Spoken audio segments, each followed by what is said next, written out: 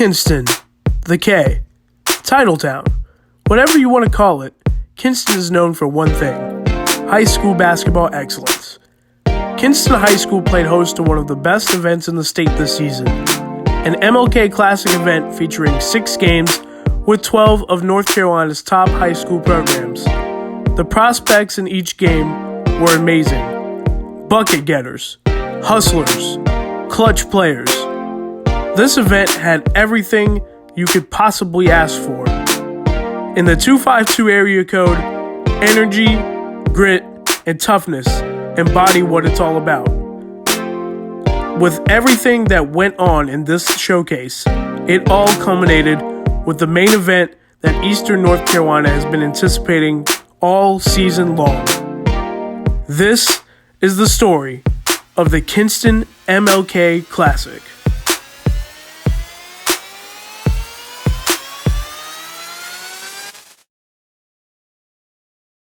Now in Wilmington, Wells Golich was the head coach of the Kinston Vikings from 2001 to 2012. Kinston High School saw the return of Wells Golich in the first game of the Kinston MLK Classic. Golich is the former head men's basketball coach of the Kinston Vikings, and he led them to 3 state championships over his 12-year tenure in Kinston. He had 274 victories and amassed an 83% win percentage. Now, he returns to Kinston as the head coach of the Ashley Screaming Eagles. They took on a really good Trinity Academy of Raleigh squad. How did they do in Wells' return to Kinston? Your time here, Coach Wells Golich.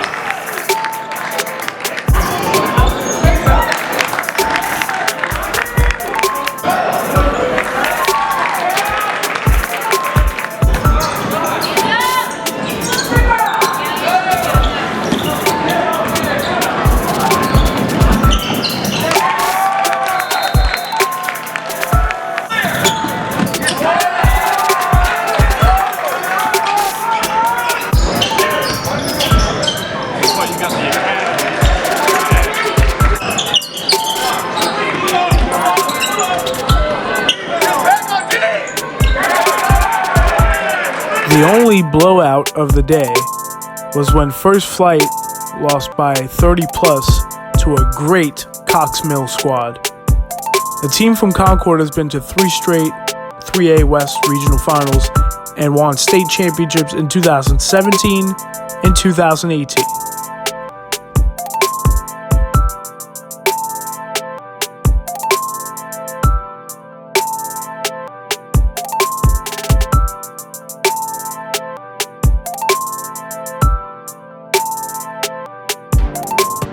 Arguably the game of the day in terms of competitiveness was the Burlington School versus Greenfield. A potential NCISAA 1A Final Four or even state championship matchup was played at the K, and it definitely lived up to expectations.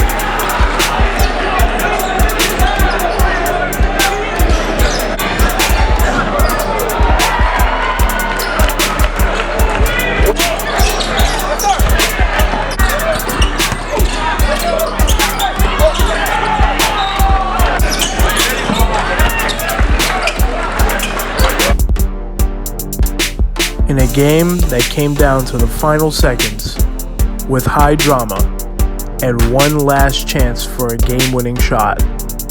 In a game filled with all high school players, it was an 8th grader who took the K by storm.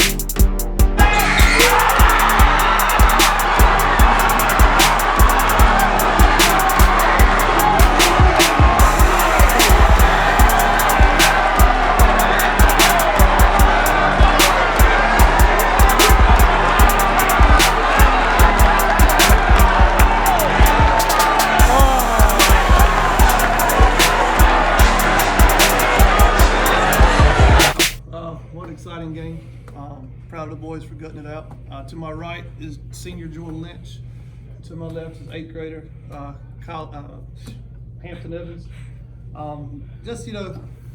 We have had a very exciting 2 days. We had a really intense game last night. I thought it took us a while to get going today. I thought we were kind of stepped slow in the first half. We didn't play great, but we made hustle plays in the second half to win the game. And great teams find ways to win. We did that. A couple of times we blocked at the end of the game. We deflected some balls out of bounds. We challenged shots, and we just stayed in it. And I'm very proud of the guys because at the end they had the belief in their eyes they could win the ball game. And when we drew up our play at the end, they believed they were going to make the shot. And people probably won't believe, but I told Hampton in the first half that he was going to hit the big shot tonight, and he was ready for it. And boy, was that a big shot. So. Hampton, take us through the process of that last play there in the shot. I haven't been hitting anything all game, and I was like, the shot's gonna be coming, and I put in the work. So I just took a one dribble pull up and went in. You also hit a key shot to tie the game at 60, about a minute left. So does it feel really good to be able to make a play with a whole bunch of high schoolers out there, and you're an 8th grader out here making plays? Yes, sir. It does. That's my go-to move, my step back. So I knew that was going in. You guys are going to be hearing his name a lot. He's going to be special. He really is. And he has the work ethic. He has the want to be part of a team. He works his butt off. So you're going to be hearing Hampton Evans' names a lot in the next 4 years. It's going to be a lot of fun to watch him grow as a player. Jordan, speaking about for you, obviously they had a little bit of a size difference there. You come out with 11 rebounds that game. Was that a conscious effort for you to kind of stick your nose in there and hit the glass hard as a guard? Yes, sir. Coach always say crash the boards on the defensive end because we don't want no offensive boards. That's an easy layup. So just crash the board and knock it out of their hands and get it because they usually weak with it. So just. Rob, what was the play that you set up on that last one? Well, we have a little end of the game situation called flat that we run that we wanted, but they set the press. But I told Ja, 4.8 seconds is plenty of time. We wanted to put our shooters in the corners because with our speed, we were going to set a ball screen at half court to try to get a mismatch. But they kind of went to their little zone press, which kind of helped us out because it left Hampton open in the corner. And Ja did a great job, and that's one thing that makes Ja great. He always makes the right play. And Ja did a one dribble hard, great pass to Hampton, a fundamental play, ball fake, and right into rhythm and knocked it down. And we just found a way to win today. Like I said, just a gutsy effort in the second half. And speak a little bit about the presence of mind that Hampton had to be able to know the time of the clock, take a pump fake, dribble step into a shot, hit it in rhythm as opposed to rushing or doing it like that. As an 8th grader. Yeah, he does. His maturity is far beyond a 14-year-old. He really is. He just understands the game. You see, he doesn't force many shots. He lets it come to him. And the intangibles of great players, they normally get later on in the game. He already has it. And so when his athleticism kicks in, even more, it's going to be scary. But going to Jordan, what he said, I always tell Jordan made a couple of big-time steals there in our zone. He impacts the game defensively. And a lot of people worry about scoring, but Jordan gets it. And what he gets, up to today, he's got the rebounds. He started pushing. And he was shot with 11 rebounds, but I'm not because he's such a strong and active guard. So I'm very proud of him of the plays he made. Is there something that didn't go so well for you guys that you might want to look at after the game? Yeah, I didn't think we were very good defensively as a whole at times. I thought we were, especially in the first half, we were just a step ahead. Offensively, we were bad. We didn't move the ball like we normally do. I thought we dribbled too much. I thought we force penetrated in the first half. But in the second half, we got it going a little bit. And when we move the ball or reverse the ball, I get tired of saying it. But when they do it, when we reverse the ball, we're hard to guard. They're big, but their bigs have to guard our guards too. So it's kind of a which way is going to win situation. And we were just lucky enough to have the ball last and make a shot. Because Burlington's a really good team and they're very well coached. Go ahead, buddy. You guys are probably gonna see them later in the season in the playoffs. What is something about that team that you guys can take advantage of that maybe gives you a more comfortable lead going to the end of the game? You know, we didn't push tempo like we normally do. You know, we like to score within 75 and 80s, and I thought we kind of slowed it down a little bit. Foul trouble caused that. I think fatigue, but you know, like I tell them, we schedule these two games back to back because it gets you ready for the Final Four. And if you're lucky enough to make it, so you got to play back to back within 24 hours. You know, so there's a couple reasons we do this later on in a couple weeks. We have Trinity Christian and then Wayne again, which is two big games for us. So I kind of do that to get us prepared for the state playoffs. But yeah, I mean, we want to have a little bit more tempo. But we felt lucky to win that game because we know we didn't bring our best effort on the offensive end as far as just our continuity and our motion. But we made winning plays, and we believe we can win. So that's a big step for us. In a battle featuring two of the Hoop State's best scorers, Jawan Carr went at it with his Pender Patriots against Carter Witt and the Leesville Road Pride. In the end, it was the junior guard from Raleigh who had the last laugh.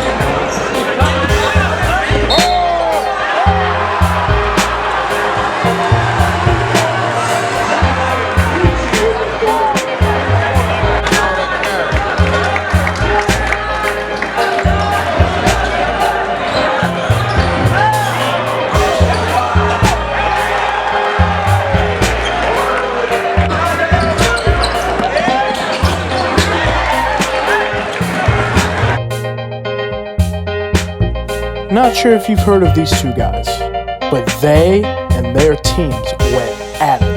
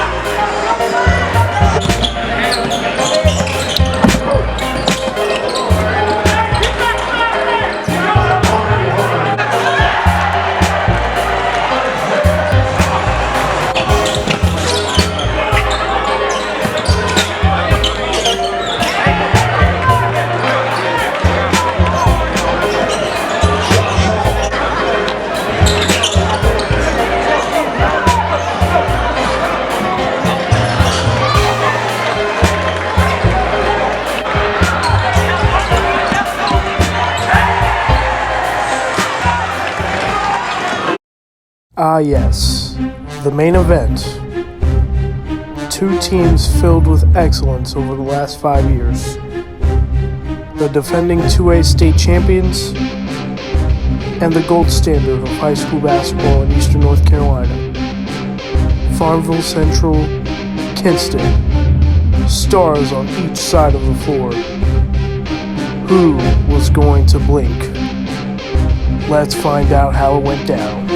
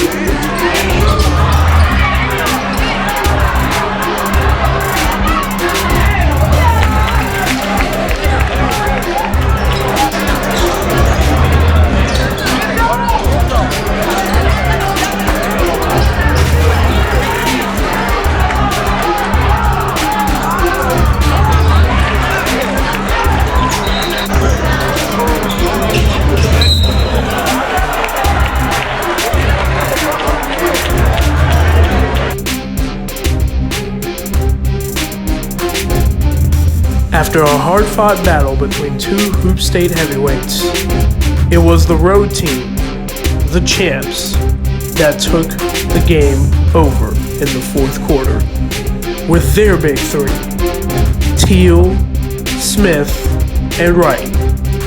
The trio of Jaguars guards made all the right plays down the stretch of this game. While it is a tough home loss for Kinston, they know that they will likely see this team again at some point in the state playoffs.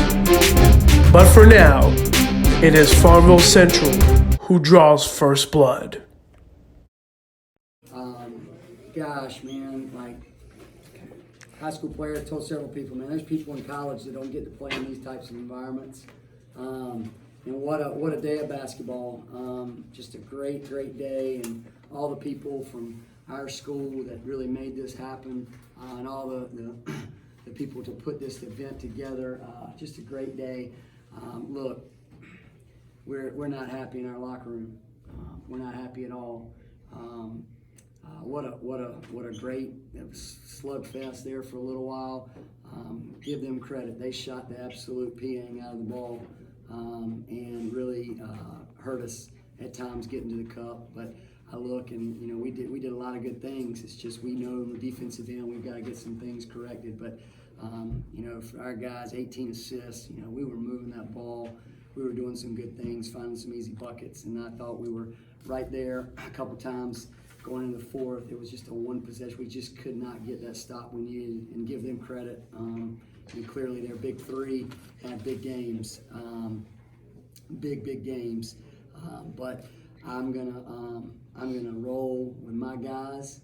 I believe in our guys. I know that this is going to fuel us moving forward. But definitely a disappointing night. Didn't end the way we wanted to. Coach Dindal, I know you guys have been targeted. So many people target you guys as what the goal want to beat Kinston. You guys have a target yourselves since the playoff loss last year of them. Do you feel like now? Is there anything you feel like leading up? Anything you could have done differently without giving too much game plan away? No, there's not. We're throwing a lot. We threw a lot of different things out there tonight, and we're trying. We're doing everything we can. But there's some things we can do better, a whole lot better, and these guys, they know it. And biggest thing is got to stay together and get back to work, because now it's hey, next week's a big week, 2 big conference games, and that's what's important this time of the year. And what do you feel like if both of y'all can avoid an upset? I think everybody feels like you're going to play them again in the playoffs. Well, look, I think that a lot of people think that, but I think there's a lot of other good teams out there. 2A East basketball and even West. There's some really good basketball teams out there. So we're not, for us, I think a lot of people circle this game, and I understand, but we got a lot of important games between now and then to really. Start playing our best basketball. And I don't think we're there yet. We're not playing our best basketball yet, and that's okay. We're gonna hit our stride here coming soon. From the players' perspective, what do each of you think was the deciding factor, and what do you think was a real difference maker there in the fourth quarter? They shot the ball great. They big three had some big games, so they really killed us. They were 80% from the 3-point line. Ain't much you can do about that. Well, I said it's hard to beat a team that's shooting rock like that. I know you guys are going through a little bit of adversity over the last few games from the John Wall and obviously this loss tonight, but what does it mean to the four of you that you guys can play in a game this big and have the city of Kinston show out the way they did? Yeah, look, we love the support. We came in, we expected to win this game. Make no bones about it. They're a good team. Don't get me wrong, but we came in expecting to win this game. Adversity, it has hit, and so how we answer to that is going to be important. That's what we talked about in there. It's just this, there's now the mental toughness steps. That component steps in now is taking this and letting this fuel us the rest of the way. That's going to be important for us, is our approach to that. Coach, you go in, first half I felt like was pretty much punch for punch.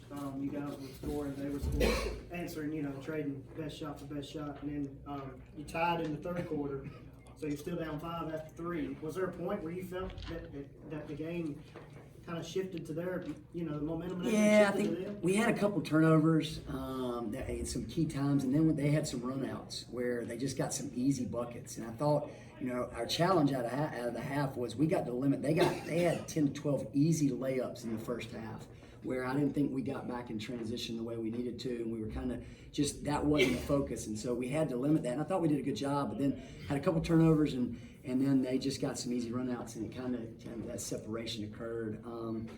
But clearly we can't give up 25 points in the fourth quarter. The third was a battle there, 13. But we cannot give up 25, and that's the pride element. And to finish a game, you got to just kind of lock in on that defensive end. Last season, going back to that bit about adversity, last season there was a loss at West Craven that kind of changed your season and got you guys going back in the right direction. Is a game like this kind of helpful in trying to respond and get back to winning ways? Well, I tell you what, you guys talk about that. You experienced that feeling last year, and I think I'll let them answer that, and I'll pick it back. I feel like it's definitely fuel to the fire now. So we all back locked in. We ready to play now. I feel like this game will help us a lot in the long run. I feel like it's a learning experience for if we play them again in the playoffs, and just gonna get it back in practice. Yeah, there's no question. Look, there's disappointment, there's frustration. These guys are competitive, man. Like I said, I'll go down with my guys any day of the week, and I know we're going to answer this. I can't play anymore, but I can't stand losing just any more than they do. So yeah, there's no question. There's been some key games in the past seasons with Kinston basketball that have really fueled us, and this one will be no different. Dontrez, what did you feel like? Obviously, I saw you guys at West Craven, and it's a different opponent, obviously, but you were able to get to the rim and add a bunch of dunks. And what were they doing tonight to kind of keep? They made you take jumpers tonight a lot. And what were they doing to clog up the lane for you, prevent you from getting to the rim? Nothing. I stopped myself. Anybody else? Kids? All of you? What is your favorite Christmas gift?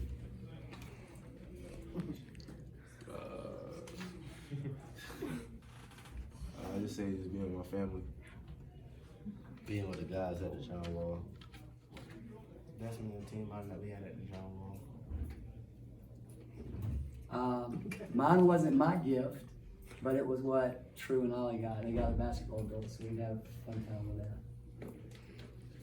When did y'all first start playing basketball? I started when I was like 4. I think like 8. I started in like first grade. What is your favorite basketball player and why? My favorite basketball player is Kevin Durant. He's just unique. John Morant, I like the way he gets to the rack when he plays aggressive.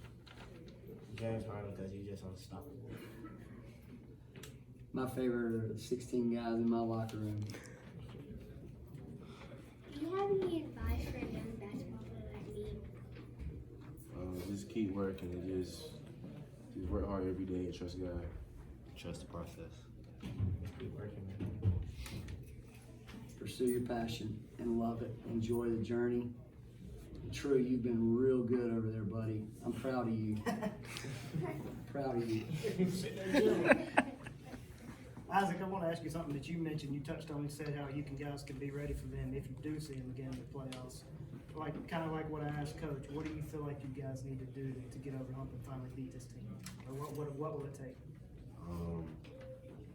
We're just gonna have to look at film and see what we did wrong. Talk about it as a team. Just get better on the defensive end. Really, not letting them get middle, helping the helpers, just simple things. We good? Everybody good? All right. Thank you guys. Appreciate it. Thank you. If you can introduce the players to your right and then deliver an opening statement about this game. Number 1, Jaquavion Smith, Jr. Number 5, Justin Wright, Senior. Number 11, Samaj Teal, Senior. It's a great job. We talked the other day about, we're going to ride or die with these 3. There's some things that we got to do a little bit differently. I thought defensive transition wise, we were outstanding tonight. We got back, we didn't give up no easy buckets, maybe one or two. A lot of nerves in the beginning. You know, we were excited about being here. You know, we were excited about our non-conference schedule. We stepped it up for a purpose, to be tested, and it's done that. It's revealed some things to us, some things that we needed to work on. But, you know, these three guys right here and a lot of guys in that locker room right here, you know, are big-time basketball players, and they made some big-time shots. And, you know, I'm just happy to be on a ride with these guys. Y'all came into Kinston, you know, home crowd, sold out, 1,800 people in there. Shot 71% from the field, 80% from three. What does that say about you guys, like their ability to lock in to the moment at hand? I knew when we got on the bus we were ready. I mean, there wasn't a lot of playing around.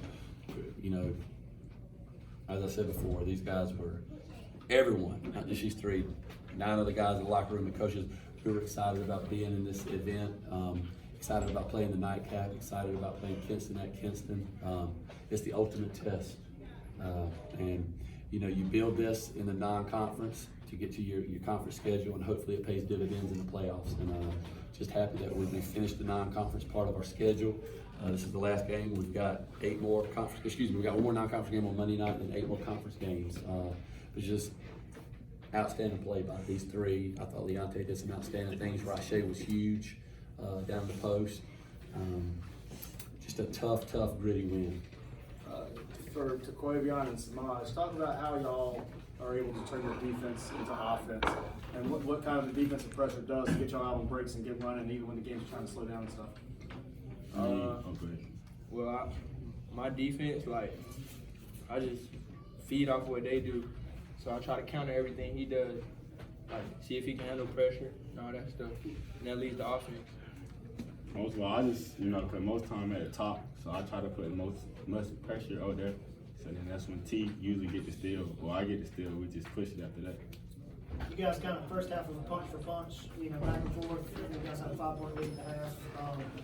It felt like whichever team could go on a run first would win. Then you guys were able to get some sort of a lead there in the second half and build up on that. Coach, what did you see as a turning point? You were the guys. Where did you feel like the game turned in y'all's favor? I just thought defensively we had our hands on a lot of basketballs. I thought there was multiple times we were right on the brink of being able to stretch it out, you know, even earlier. You know, I don't know how many deflections he had, but his hands were everywhere. And that's when we're playing our best basketball. We're in passing lanes, we're getting deflections, we're pitching it ahead.